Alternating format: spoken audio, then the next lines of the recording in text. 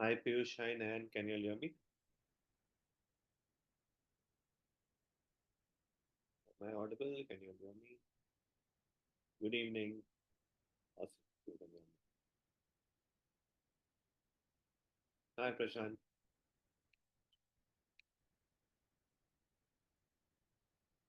Thank you for logging on before time. We'll wait for another 6-7 minutes and then we start.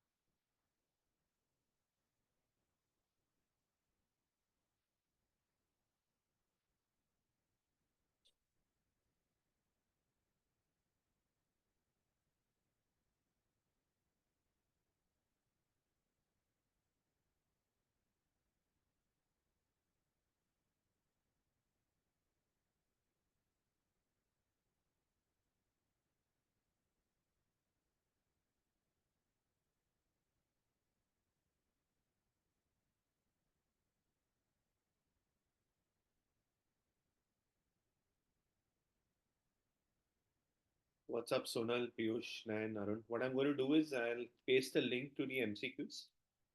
So while your friends join in, you can attempt the MCQs. Yeah.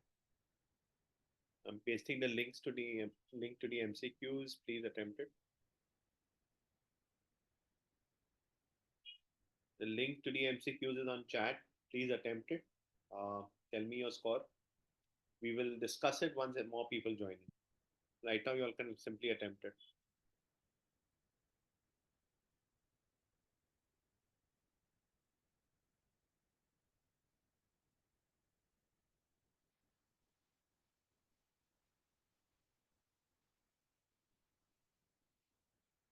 We are at 6:56. We should start by around 6:04. Till then, attempt the MCQs. If you have any questions, any queries, feel free to unmute. We can talk.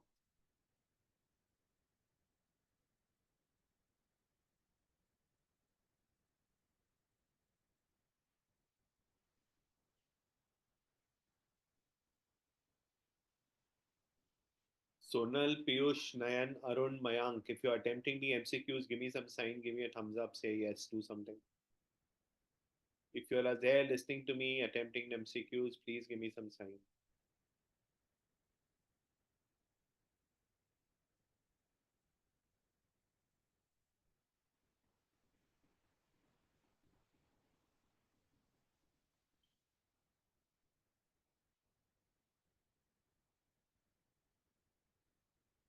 Hi guys, the link to the MCQs on chat.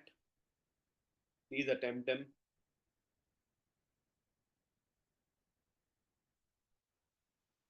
If you're working on the MCQs, please give me a thumbs up, give me some sign.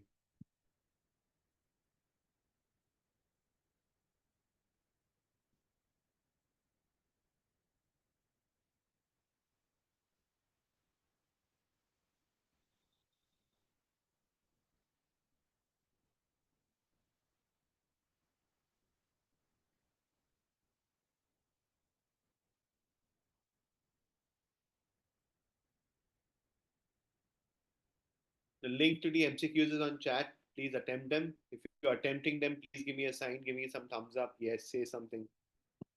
Let me know if you've got a link and you're attempting them. Sonal, Piyush, Nayan, Arun, Mayank, Sanskrit, Raju, Anu, Ankit. I'm talking to you all. If you're attempting the MCQs, please give me a thumbs up, say something. Thank you, Sanskrit.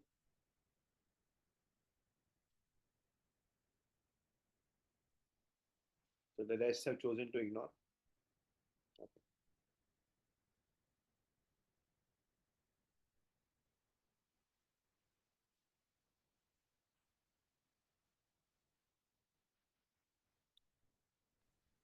Good evening, sir. Good evening, Kiran. The link to the MCQs is on chat. We are 12 people strong. We are at 6:58, so still around 2 more minutes to go. And then we'll wait for another 4 minutes. Till then, attempt the MCQs. Tell me your score.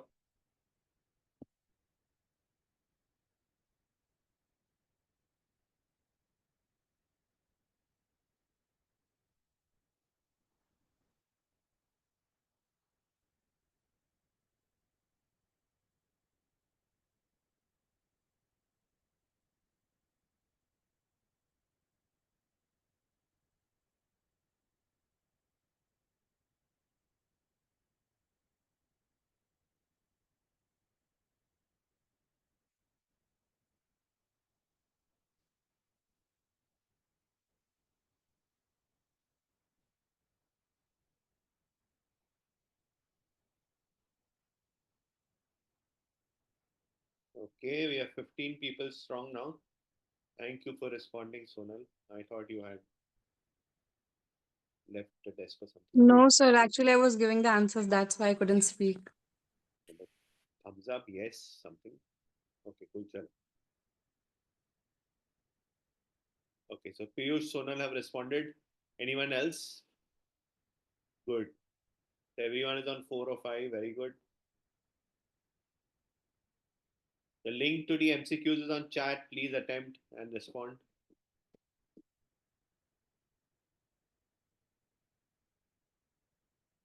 We are at sharp 7 o'clock. Only 15 people yet. I guess this number will go up, but till then, attempt the MCQs.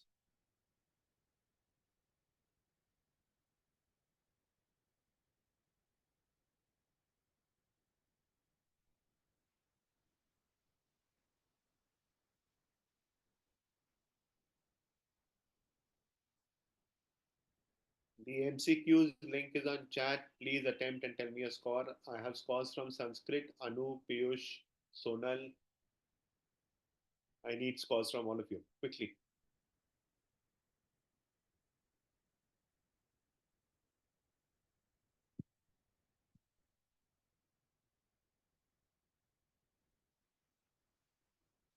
Sonal, I saw that. Okay, Raju says 4 on 5. Okay. What about the rest?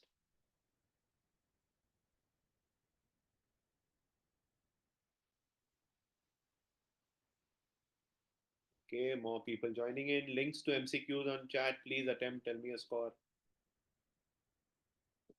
We are at 7-1. We'll start at around 7-4, 7-5. Let's give everyone 5 minutes. Till then, attempt your MCQs quickly.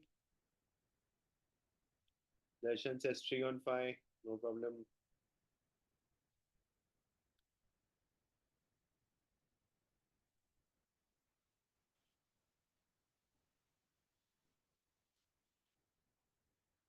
Quickly. Attempt the MCQs. Tell me your score.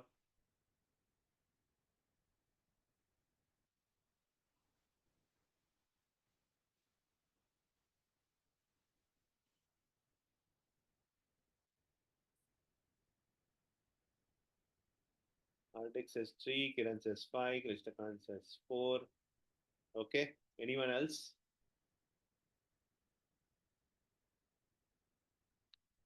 Whoever has joined in now, link to MCQs is on chat. Please attempt. Tell me your score.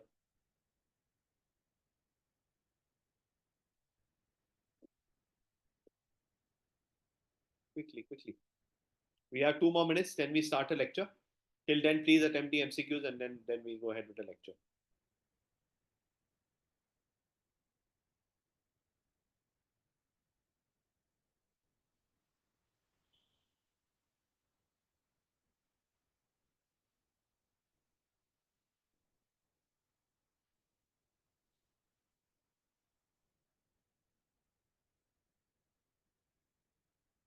I need all of you all to attempt the MCQs. Please attempt them.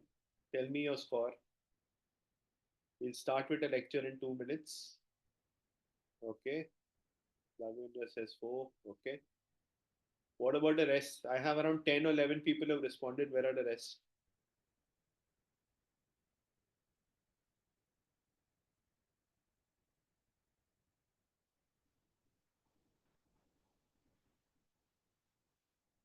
Abhishek says 3. Okay.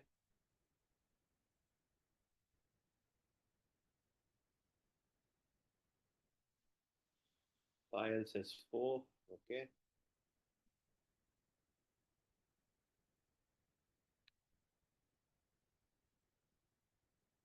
Whoever has joined in now, the link to MCQs is on chat. Please attempt. We start in 1 minute. Please attempt the MCQs. We are starting in 1 minute. Small doubt when inserting external link irrelevant. For example, a blog. Relevant suppose a video game blog. Yes, that is considered as spam. Sanskrit's question is if we put an irrelevant link in a blog, will that be considered as spam? Yes. So when Google will come to crawl, it will read the anchor text, and assuming you are a furniture site giving a link to a gaming site, it will read the anchor text. If you're fooling it, if the anchor text says furniture, goes to gaming, then it's obviously spam. But if you're not fooling it, saying gaming, sending to gaming, it's यार not. Disturb रहता है यार. Preeti, you'll have to mute yourself. If it's sending someone to a if the link is irrelevant to the content, then it's still spam. So both ways it's spam. We had 26 people strong. Quickly attempt the MCQs and respond. The link to MCQs is on chat. Please attempt and respond.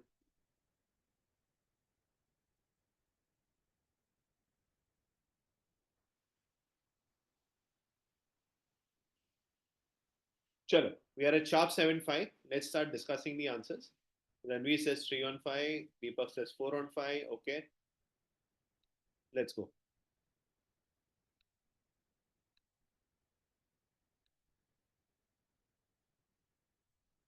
So, okay. First question was ideal length of a blog article. 100 to 400 is too less. 400 to 800 would have been okay, but it's not enough to write a blog. You need more than 800 words. So then the right answer is 800 to 2000. Yeah, the ideal length would be 1000 words. But if it's a listicle, 30 ways, 40 ways, 50 ways, there are a lot of words needed. So then it goes up to 2000. So 800 to 2000 is the right answer. If you have a product page, if you're an e-commerce site, it's a product page, not a blog article, then 400 words is good, right? Because on a product page, you can't write too much text. So please note down somewhere, minimum amount of text to tell Google what the flavor of the page is 400, minimum. But for a blog, because a blog is richer, is more informative, it's 800 to 2000. Okay. Next question is what is table of contents? So table of contents was the links inside the blog, which allowed you to jump from one section to another. So navigation to jump from one blog to another is the wrong answer. Navigation to jump from one section to another section in the blog is the right answer. One image to another is irrelevant. So second option is the right answer. Why can you not have more than one H1 tag? A page should ideally have one main topic. So if there's one main topic, there's one H1 tag. It could be visually confusing if there were multiple. Correct. If there were multiple H1 tags, the user would not know what the name of the page is. It would be tough for the crawler to get context to the page. Correct. The crawler would also not understand what is the page all about. So answer is all of the above. All of these are true. What happens if you do not submit a meta description and leave it blank? RankMath will force you to add one. No, RankMath will not force you. RankMath will insert a suitable sentence from your page content. That is the right answer. RankMath will print the text, no meta description submitted. No, it will not do anything of that sort. It will randomly pick some sentence, just put it there. Right? So RankMath will do it for you. What happens if you add an irrelevant or keyword stuff page title or meta description? Okay, so supposing you add an irrelevant something, so you have some page content, but your meta tags are irrelevant to them. Google will override and insert something relevant from your page. Your page may not rank high. Users will find the meta tag irrelevant and ignore your result on the search result page. All of these statements are true. Google will try and override it. Google will not show something irrelevant. Your page will also not rank high, and users will also ignore your page. So it's like always it's disaster. Google will also change it. So you lose control. Your page will also not rank high. Users will also get confused. So it's a disaster from all sides. So it's all of these statements. I'm going to stop sharing my screen. Come to meet you all. If you all have understood what the right answers are, if you now understand where you went wrong, quickly give me a yes on chat.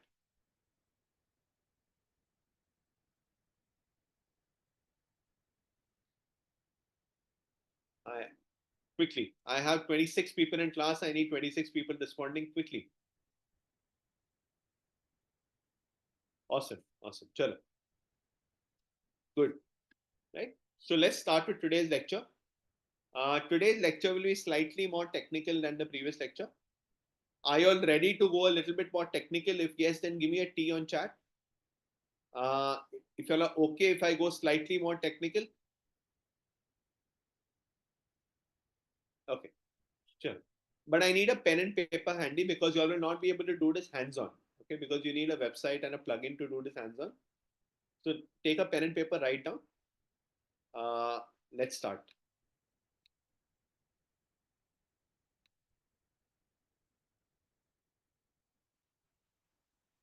So whatever we learned so far, whatever we learned about meta tags, about keyword research, putting the keyword on the page, various places the keyword is placed, all of this under on-page optimization, which means the keyword is going on the page. Okay. So if someone says that we are doing on-page optimization, it means you're putting keyword on the page. There are some other aspects of on-page optimization which we will learn today, and then we will go to off-page optimization. Okay. Some technical concepts. First one is internal linking, which all have already understood. So from your home page, you branch out to some inner pages. Those pages branch out to more inner pages, and life goes on. Right? There's a hierarchy.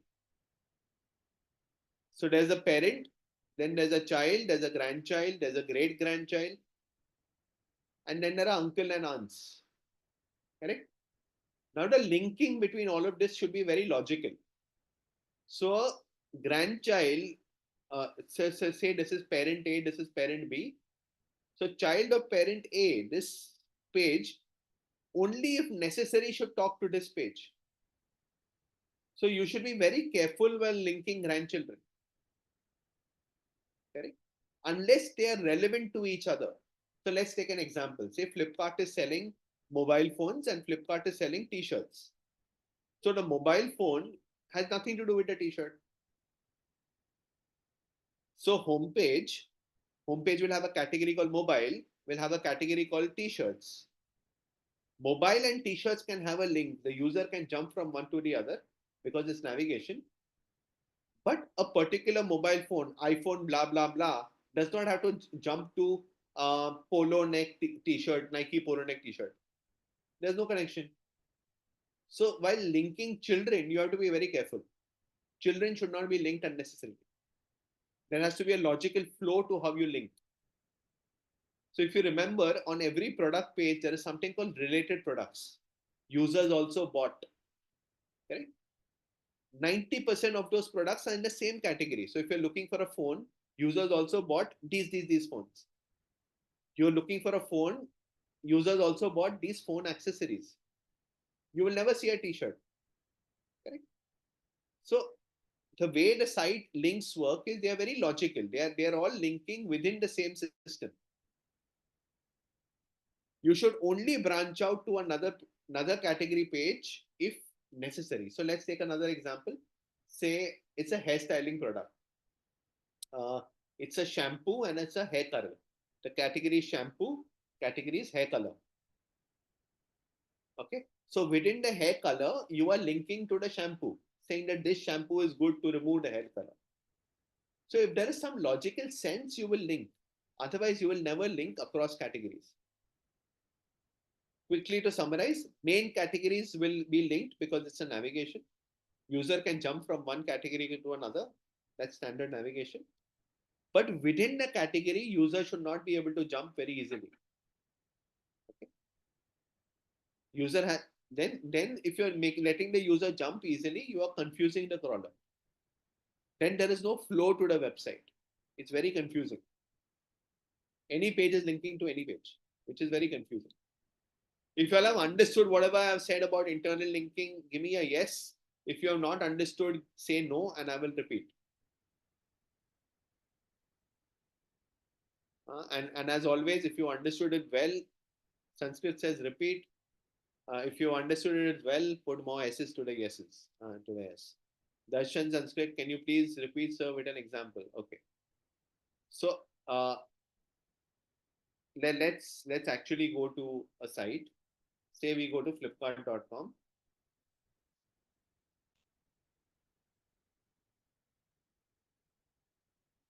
Okay.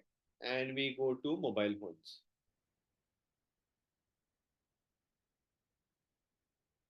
Okay. And within mobile, we go to some random mobile, just for the sake of it. Okay. And I go to, okay, chalo. Now I am on a particular mobile phone section. Now, if you notice on this page, I have access to go to men's apparel, women's apparel, baby, kids, furniture. So from this page at a high level, I can jump to some category. But I am, because they are giving me subcategories also, this is not ideal. The user should be able to jump into one of these, but their children are not related to mobile phones. Like baby kids may soft toys has nothing to do with mobile phones. So when the crawler comes to read this page, it will start with acha search box ye wo. Then it will go to header links. Then it will go links within it. So now when the crawler is reading all this, the crawler is getting full of unnecessary information. All of these links are irrelevant. Correct? Now if I go to say a particular mobile phone, and if I scroll down, frequently bought together, where is it? Now these are all mobile phones. You will never see a t-shirt here, right? Because you want the user and the crawler to stay within the same space. You don't want. So what is the moral of the story? Moral of the story is that at a high level, navigation level, user should be able to jump categories. But at a product level, user should not be able to jump from one product to another unless they are related. So this mobile phone and these mobile phones are related. So you can jump. But this mobile phone and some t-shirt on the site are not related. Some soft toy are not related. So they should not be able to jump.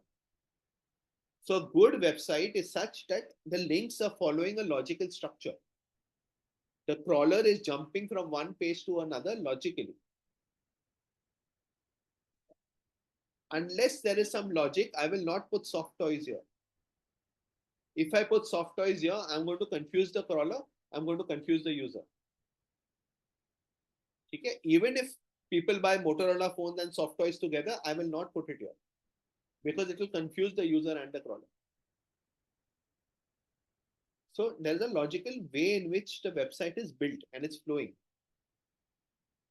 Top level pages are accessible from everywhere, but children pages, you should be very careful. You should not open up the entire navigation like this because then the crawler gets confused. The crawler is getting distracted. You want the crawler to go from a logical flow. If you have now understood what I'm saying, give me a yes, especially the two people who have said no.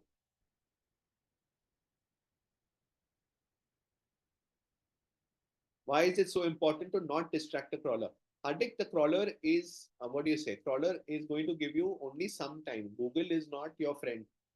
Google is sending a crawler to your site so that it gets more information, gets smarter, gets context.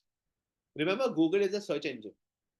So Google's selfish motive to send a crawler is so that the crawler becomes smart, learns. If you're feeding nonsense to the crawler is getting dumber. Correct? The crawler should learn, should become smarter, should realize, oh, this phone is also equal to this phone, right? There is some connection. The links are going in a logical order.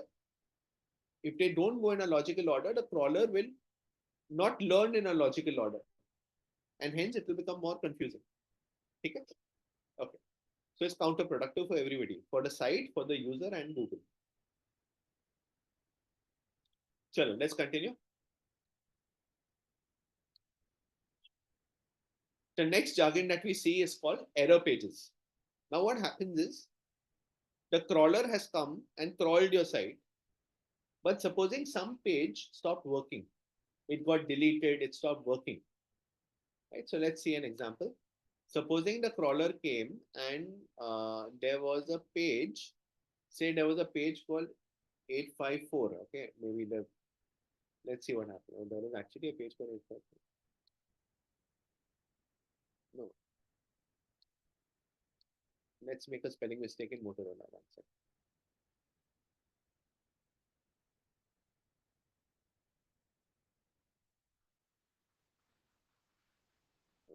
Okay, it's smarter than me.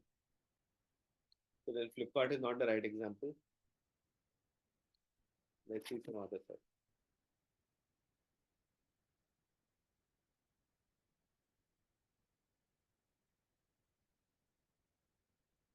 Okay, sofas and seatings.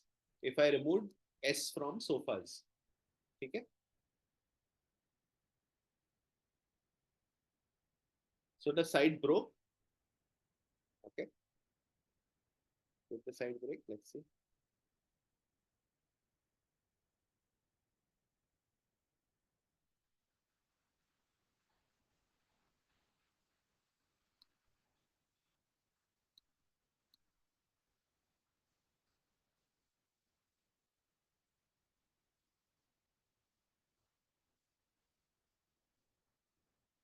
It's redirecting me to a logical page. Okay.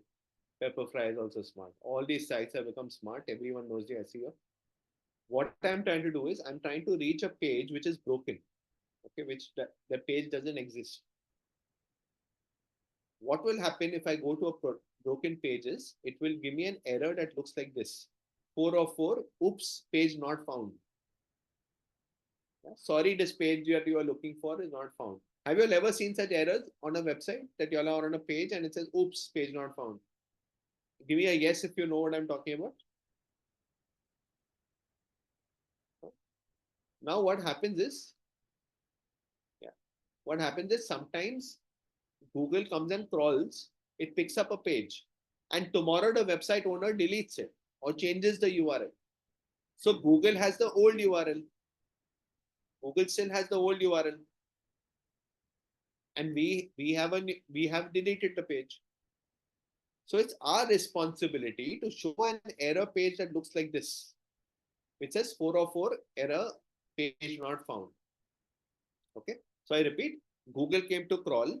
It picked up your page. It picked up the page URL. But tomorrow I deleted that page or I changed that page. So now that page, the URL that Google has, nothing exists. It's a dead page. So it's my responsibility as a website owner to create a page like this called 404 error page and help the crawler and the user to go back to homepage. Let's try one last time.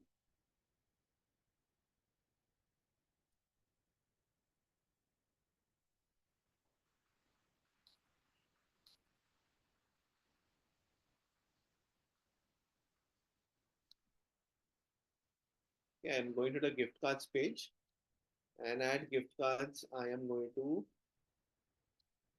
make a spelling mistake. Fingers crossed. Nope. All websites have become very smart now. They're quickly redirecting. They know that all of these could mean the same thing.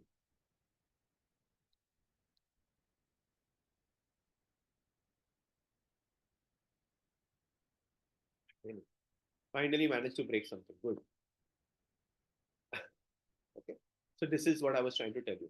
That when a page gets deleted, when the page gets deleted from the server, right now I made a spelling mistake. So I purposely broke this page. But sometimes the website owner deletes this page. Supposing this URL was correct. Google has the right URL, but the website owner deleted it. Now what should load? If someone comes to this URL, what should load? It's an error page. So it's our responsibility to have a 404 error page with a link to the home page. If you all have understood what a 404 error page is and why it's important and why it's our responsibility in SEO to have a 404 error page, give me a yes. Because Google is trusting us and is taking our URL, but we are breaking the trust and deleting it, deleting the content. So that's why, because we are deleting the content, it's our responsibility to have a placeholder like this. Cool. Now your next question is how to make this 404 page. And that's a technical term, 404. Okay.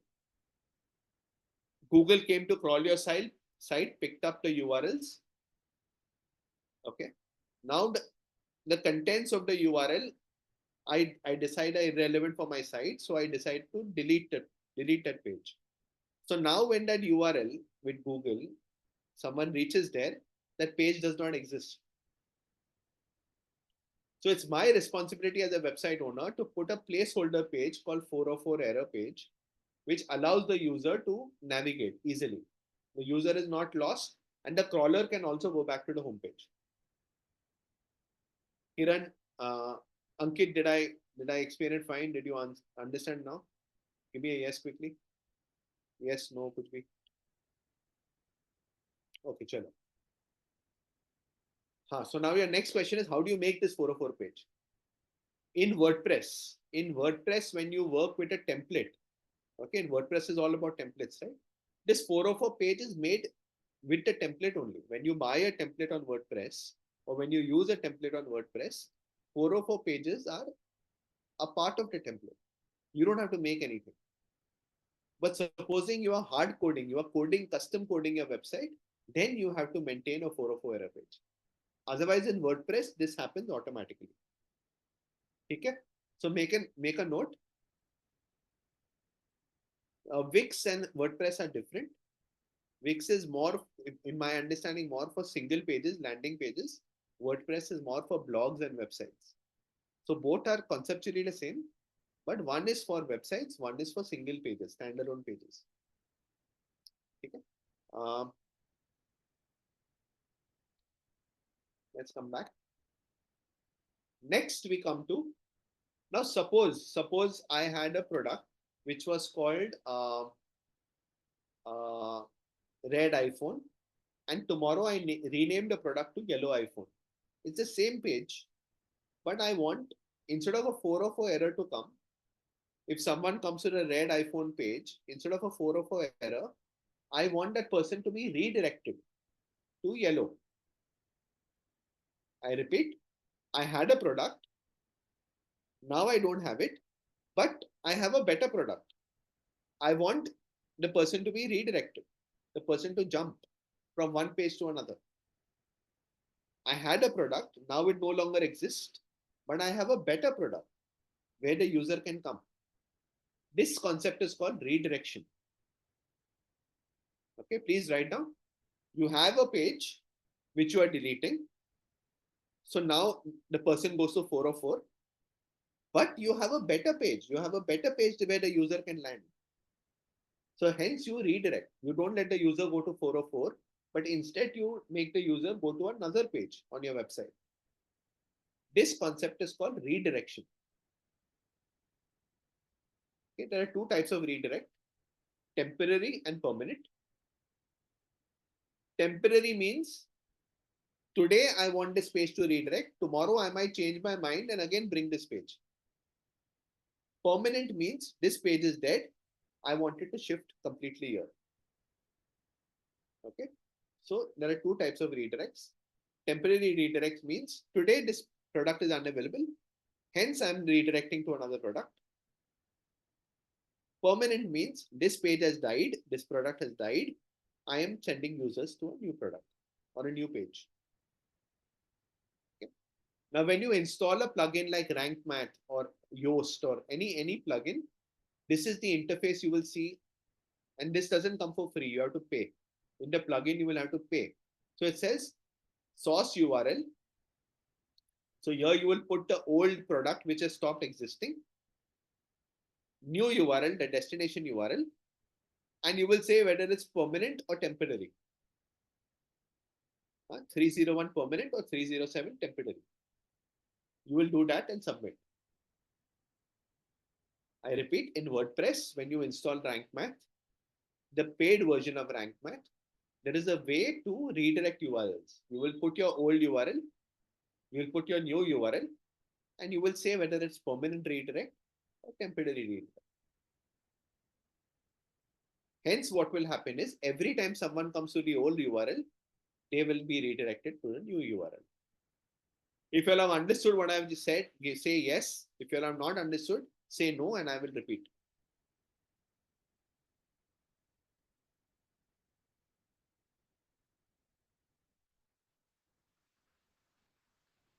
Sir, can you 302 repeat? Sure, greatly. Hardik, 302 is an old concept, 307 is a new concept. Both are the same, but I was just reading up 307 is the more modern way of working. So that's why I'm teaching you 307. 302 is old school. It's phasing off. 307 is taken over. Okay. Preeti has asked me to repeat, I think, so I'm going to repeat quickly.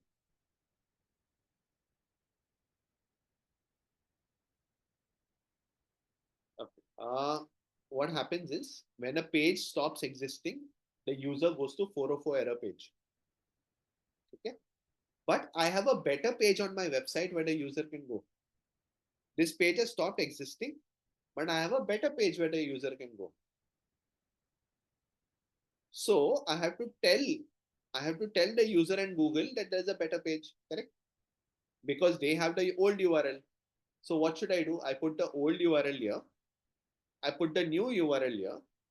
And then I say whether it's a permanent redirect or a temporary redirect.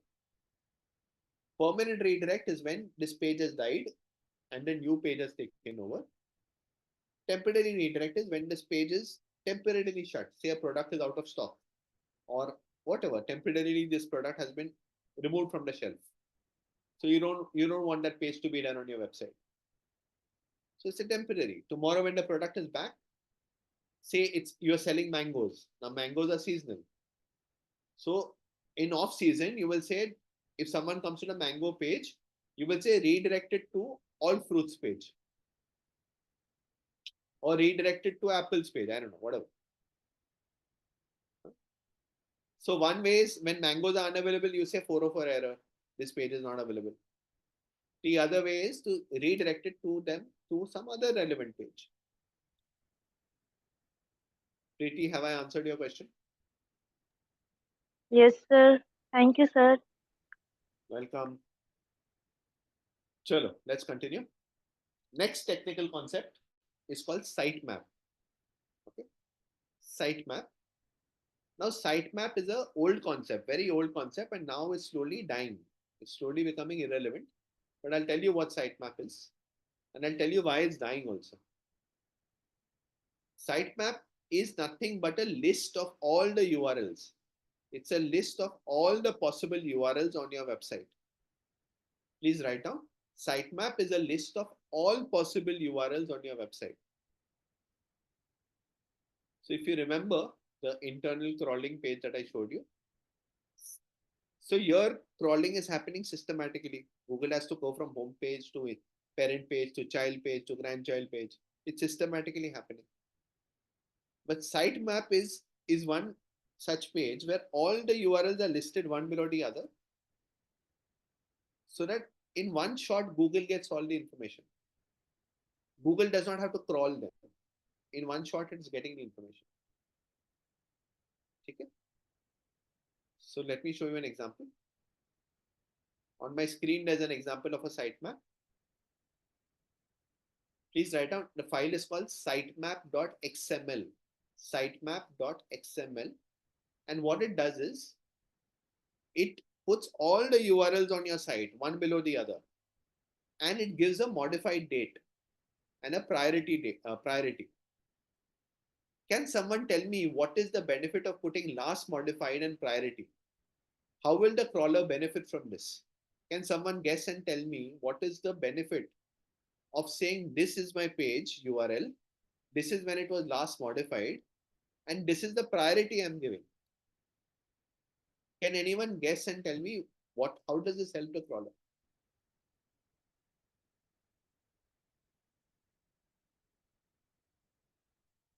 Anyone wants to try guessing? Yes, last updates, correct? Right? So the crawler will say, okay, if the last update was this date, then it's been a very long time. Correct. The crawler wants the most updated version. Very good. So the crawler gets a hint from this page when the page was last updated. So it will give that much importance.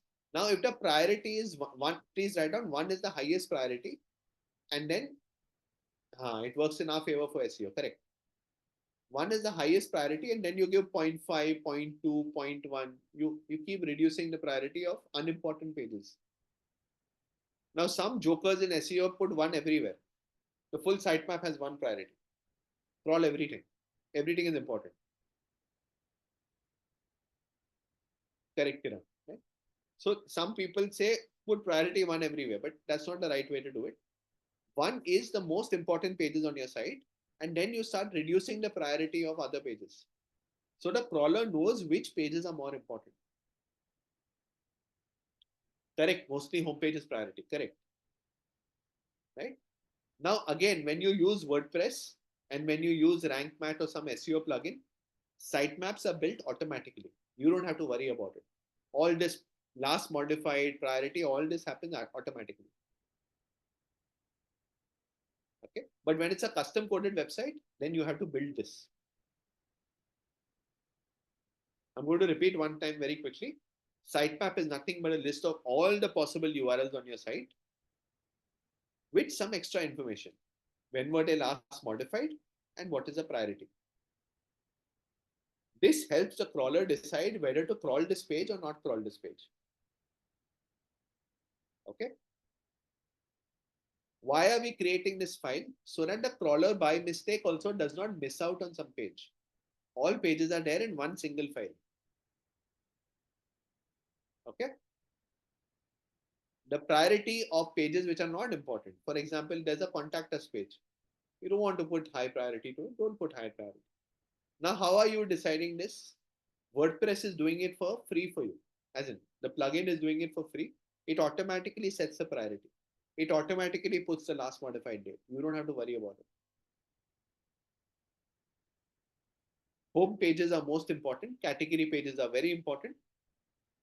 And then some products are important, some products are not important.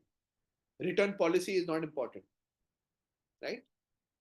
So these extra pages on your site may not be important from an SEO perspective. If you all have understood what sitemap is, what the last modified date, what the priority is, give me a yes.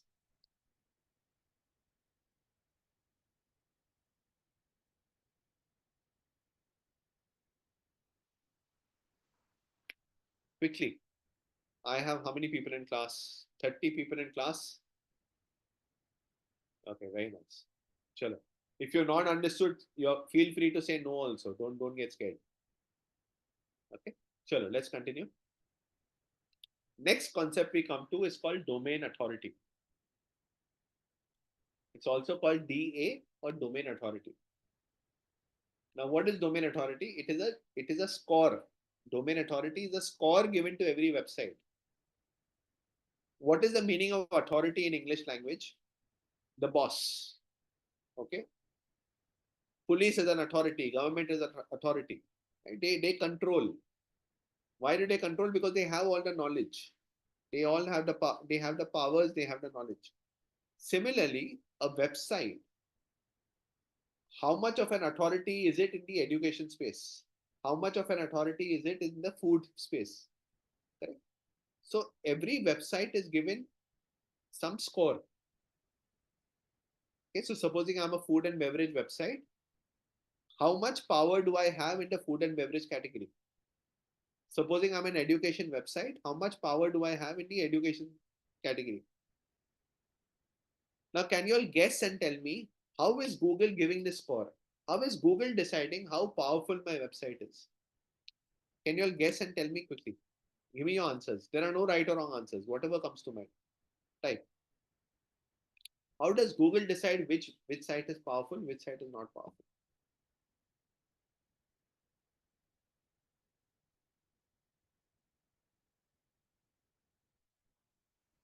Any guesses? How does Google decide that this site is an authority while this site is not an authority? Number of users, okay, good, very good. The traffic on the site, what else? There are no wrong answers. Say whatever you want. As per good, do follow backlinks. Excellent, Raju. So good quality backlinks, traffic and performance. Okay, very good, Aditi. What else? Uh, Technologies as in how fast is the website, how friendly is the website? Yes. What else? Please write down how often you update. No, no, not number of leads. Name. That's separate conversation. How often do you update your website? How much? Very good, Ankit. How much content is there on your site? Yeah, please write down these 4 5 points. How much content is there on your site? How often do you update your site? How many quality backlinks do you have? And how is the experience, user experience, load time, etc. Okay. All of this together, you're getting a score. But this score is not coming from Google. This score is coming from a tool called Moz, M-O-Z. Okay, Moz is a very credible authority in the SEO space. So Moz was the first one to introduce this concept called domain authority. Please remember, Google has openly said we don't have any DA rule. Our algorithms do what they have to. Moz is trying to imitate those algorithms. Moz is trying to replicate those algorithms and give you a score. Correct. Oh, very good point, Shashi. Is there any misinformation? How credible is your information? Very good point. Please write this down. How credible is your information? Okay. Supposing you give. Supposing I say I'm an SEO expert. When I'm not an SEO expert, then I'm not credible. Okay? So how credible is the person writing the content? How credible is the content? Okay. Sure. I want you all to visit this site, Domain Authority Checker.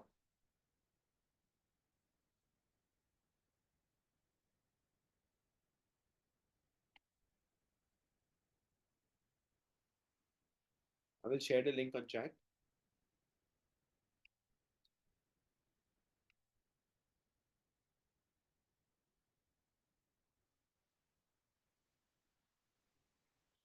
Domain naming system and domain authority are two very different concepts. DNS is the name. There's a domain authority is to do with SEO. DNS is with naming of the website. Like Flipkart.com. In there is a postal address, right? Like how there are pin codes, so there are numbers to every website, and that number is mapped to Flipkart.com. So that marriage is done by DNS. Every website has a number which is married to a name. So that is done by DNS. DA is a SEO concept. No connection. They are both different. Critical content refers to skill areas of content that could be. What is this, Shachi? What are you talking about? Okay, I want you all to come to this site, enter a domain. So say I say flipkart.com.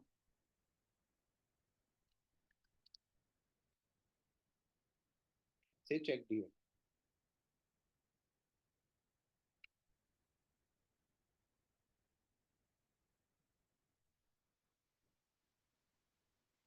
It says domain authority is 90. So in the e-commerce space, it's a 90 on 100. Okay. Say what is Licious? Does Licious have a website? It does. It's called licious.in.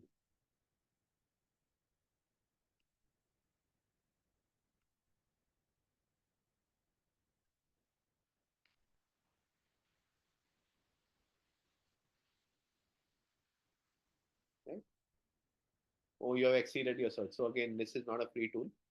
It is asking you to pay. But if you all have understood the concept of how Moz is giving the site a score, and how is it giving a score? By replicating what the Google algorithm does. It is not a Google score. It is a score from Moz. But Moz is creating what Google will do. Uh, please write down. If your score is below 35, if your score is below 35, you are not a good authority. You're weak. And if your score is above 35, above 40, above 50, 80, 90, 100, it's very good. Right? So below 35 means you are weak, and above 35 means you are doing fine. If you all have understood this concept of domain authority, give me a yes quickly. Yeah. Remember, DA is not a Google concept, it is a Moz concept. Yeah, Google, you can't go to Google, knock Google's door and say, my domain authority is 90. Why is my rank falling? You can't do that. Google will not listen to you. Google has its own algorithms. Okay, very nice. So Vicious has a DA of 37. So as I said, anything below 35 is bad. Anything over 35 is good. Right? Now it is very difficult for brands because they don't constantly update their page. They don't update their websites. Brands normally make their website and leave it. They don't update it. So it's very difficult for such websites to get a high DA. But blogs like any site which has a lot of backlinks, a lot of credible backlinks, a lot of fresh content like Times of India, all of those will have very high DA. Yeah? Apple has a 99. Okay, cool. Chalo, let's continue.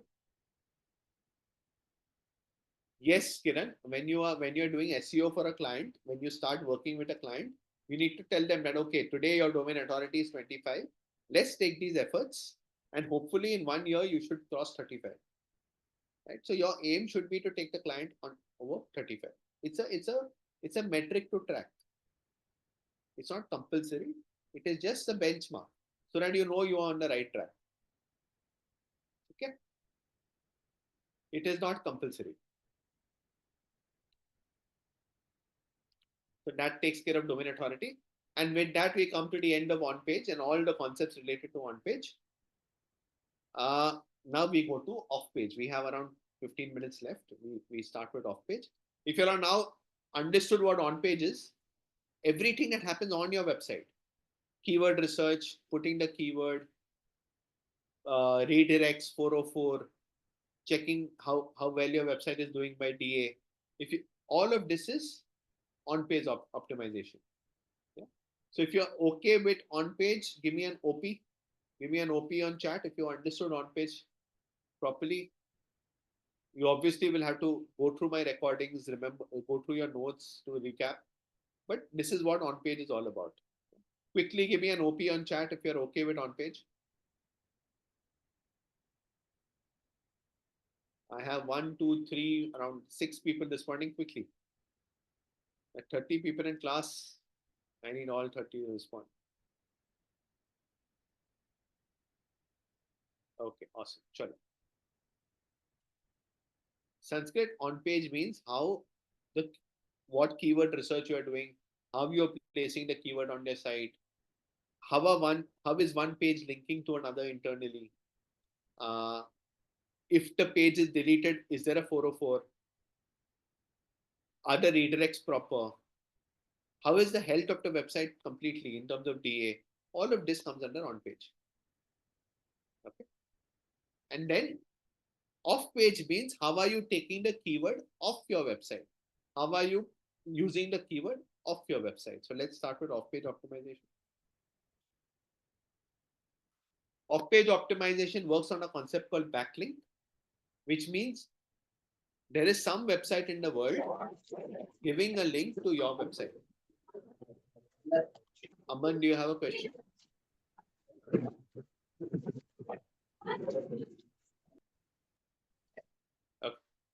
How is there is some website in the world called Fitness Weekly who is giving a link to your website, who has written a blog on how to run a marathon. Right? So Fitness Weekly is probably some news website. It's given a link to my blog. Hence, my blog has received a backlink. Right? So remember, it's a good thing to receive backlinks.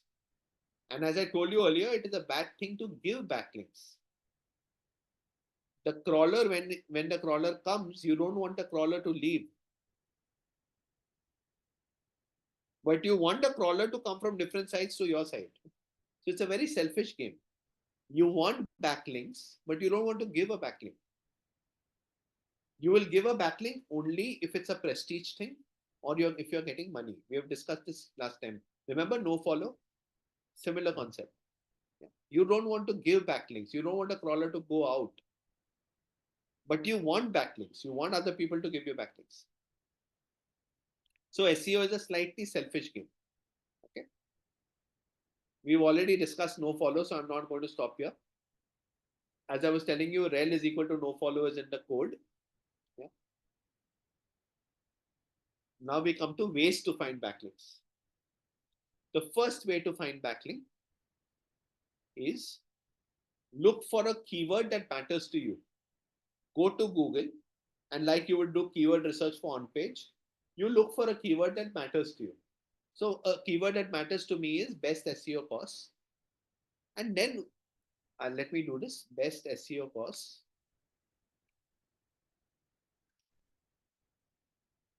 This keyword matters to me. Ideally, I want my website. So now these are all sponsored, so I'll ignore. The first website that comes up is Coursera. I want you all to tell me should I as an individual put my course on Coursera and get a backlink? Is it possible? Technically, is it possible? Say a yes or no quickly. Okay. I as a business, can I go and write about my business on Reddit? Is it possible? Yes or no? Okay. Can I put my course on Udemy? Yes. Can I put my course on Quora? Yes or no? Okay. Now comes a blog called HubSpot. Now HubSpot is an academy in itself. Hardik, no for what? HubSpot? What are you saying no for? Course on? Why? I can go and answer on Quora, which is the best online course for SEO. Why can't I put my link there? I can put my link there. Okay. So HubSpot is a competitor. They have their own SEO course. Now two things can happen. Either I contact HubSpot and say, hey, why don't you put a link to my course? No, not upload the course. It is about sharing the link of the course. Either you put the course there only or share a link of the course, whatever. Basically, in simple words, market the course. Where all can you market your course? So HubSpot has an SEO course of its own. So in some way, HubSpot becomes a competitor. So this becomes a no. Class Central, 6 best SEO courses for 2024. Now there's a full chance Class Central is also a competitor, but they have a blog called 6 best SEO courses. Now, can I call them up and say, why don't you evaluate my course and put me on number 2 or 3? They have some 6 courses.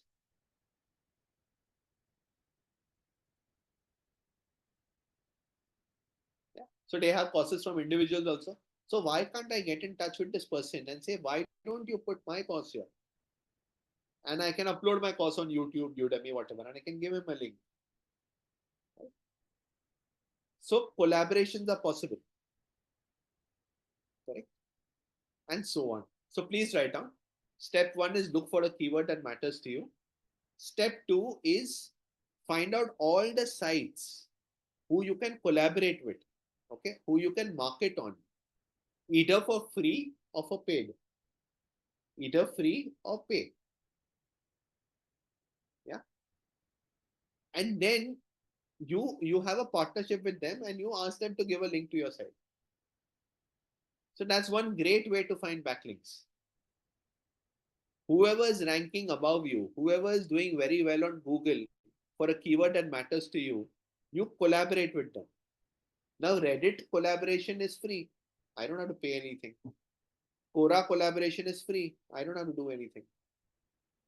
Udemy is a whatever. I have to pay Udemy every time someone watches my course. And that's okay.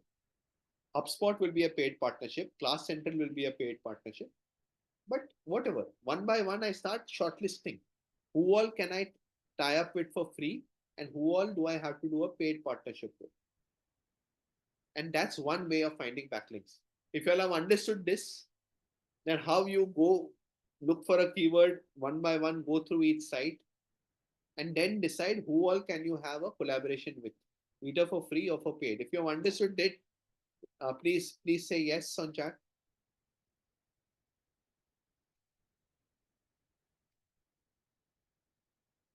I have 30 people in class. Please say yes or please say repeat. Don't keep quiet.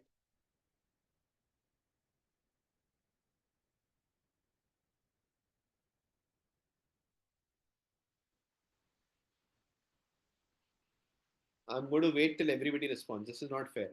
Either you all say yes or repeat, but you all can't keep quiet like this. It's not fair. 1, 2, 3, 4, 5, 6, 7, 8, 9, 10. I have some 11 people who have said yes out of 30. Where are the rest? Either you all have understood or not understood. Thank you, Payal. Okay. You look for a keyword that matters to you. Okay. Because your website is not ranking or it's taking time to rank, you partner with other websites which are ranking. Now, some of them are competitors who will not partner with you. Some of them are free websites like Reddit and Quora, where you can easily go and put your content and link. And some of them are bloggers. Some of them are third-party blogs, news websites, blogs, whom you can have some kind of collaboration with. Right? Whoever you can have a collaboration with, like Class Central, I can easily have a collaboration with. I will have a collaboration. Wherever it is free, I will put my link for free. And wherever it's a competitor, I have to ignore. Payal, have you understood?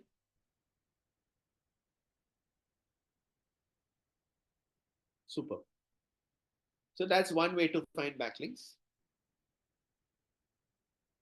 The second way to find backlinks is you look at your competitors. Okay, you look at your competitors. So, for example, you say HubSpot is my competitor. Okay, so I take HubSpot's URL.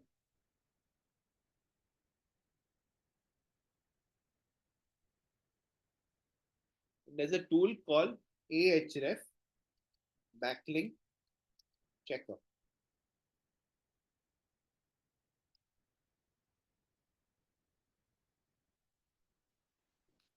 I'm going to paste this link on chat. Okay. So HubSpot is my competitor. So I copy their URL. I go to this site called backlink checker. And I say, this is my competitor. They are ranking above me. I can't collaborate with them because competitors will never collaborate. Let me see where are they getting their backlinks from. Okay, so I put their URL and I say check backlinks.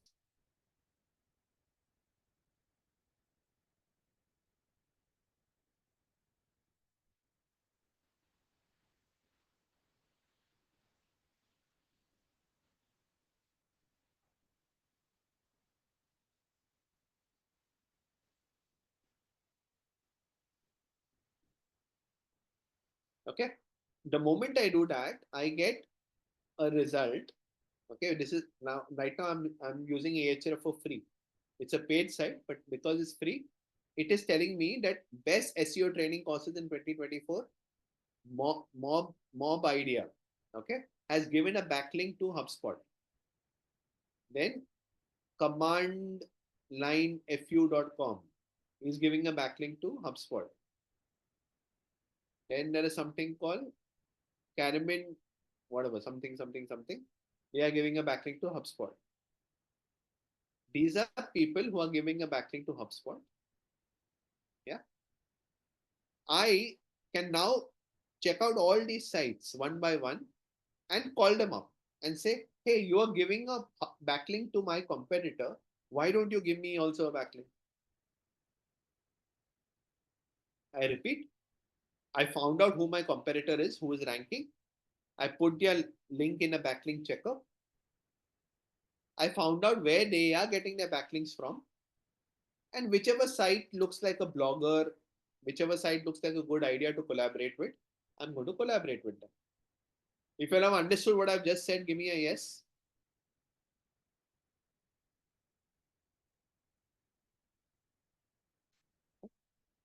So I can't collaborate with HubSpot because they are my competitor. So I spy. I'm kind of doing jasusi on where are they getting their backlinks from, and then accordingly I am collaborating. Okay. So this is another way of working.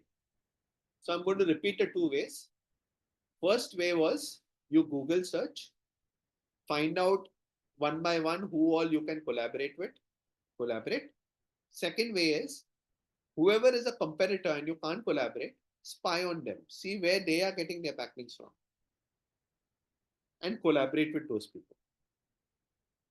Now, this is a very, very technical and hard work. It's a lot of hard work.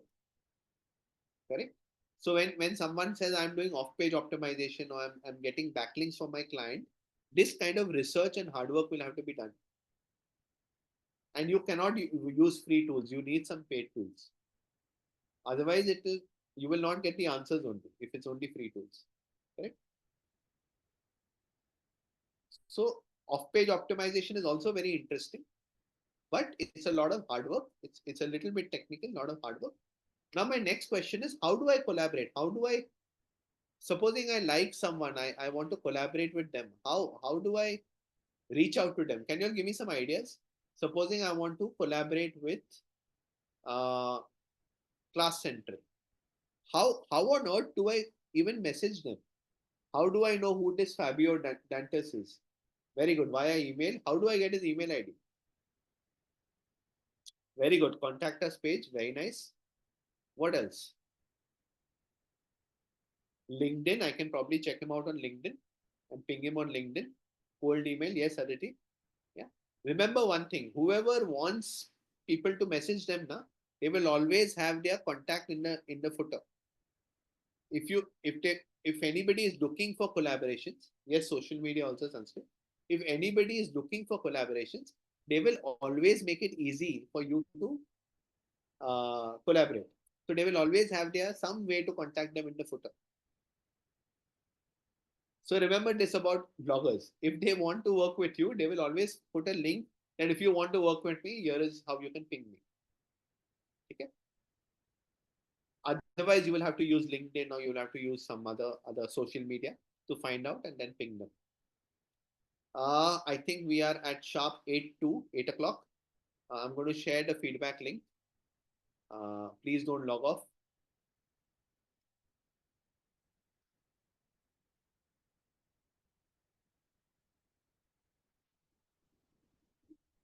And the feedback link coming up on chat.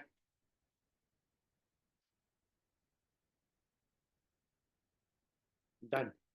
Okay, we are 30 people in class. Kiran, there are total 11 lectures. Today, I think was the 6th or 7th lecture. Okay. The last 1 or 2 lectures will go discussing your project only, the project that you all will work on. So we will complete the syllabus in the next 2 lectures, and then there will be some lectures for working on the project and then evaluating the project. I have shared a link on chat. Please do not log off. Please submit your feedback and then log off. Once you're done, say done. Thank you, Hardik. Super. Thank you, sir. Most welcome. Give me, if you all want to share some feedback on chat, if you all have understood, please say yes. Okay, we all have shared it on. Sir, attendance feedback Attendance. से लगती है क्या? Feedback तो देते हैं। Thank you हाँ, sir. अगर आप मीटिंग में हो, if you're in the meeting, if you have given feedback, your attendance should be fine. Don't stress. Thank you sir. Sir, do bloggers charge money to review us and post? Of course, they charge money. Yes, bloggers don't work for free. Otherwise, how will they earn? They will not earn money. Thank you, Hardik. Good night. Great then. Chalo. If you all have any questions, feel free to ask. Otherwise, we'll log off now.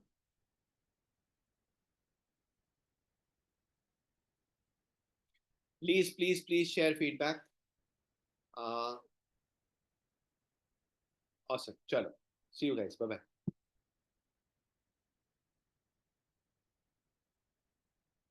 Thank you, Ankit. Chalo. Thank you, Rajendra. See you. Bye bye.